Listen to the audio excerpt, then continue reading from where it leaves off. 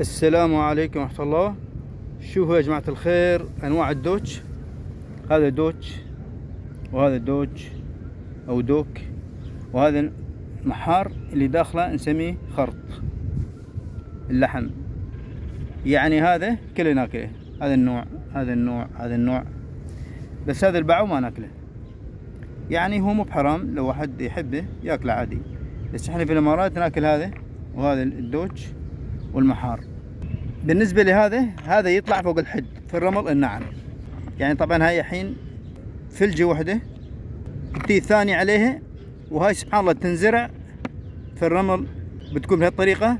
هاي تختفي كامل في الرمل، وفي قطعة يعني شباية، قطعة شبه من فوق سبحان الله، يعني مثل الفقع يعني تنشرخ الأرض، لكن هذه بتكون طالعة هني.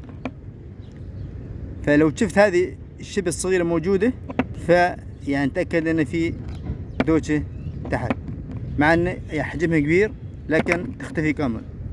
هذا اللحم اللي فيه شوية قليل، لكن هذا احسن انواع الدوج.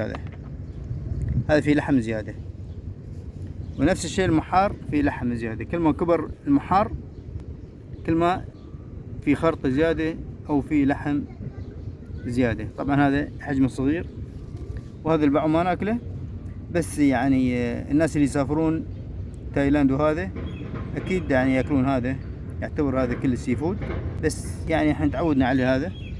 تابعوني وشكرا.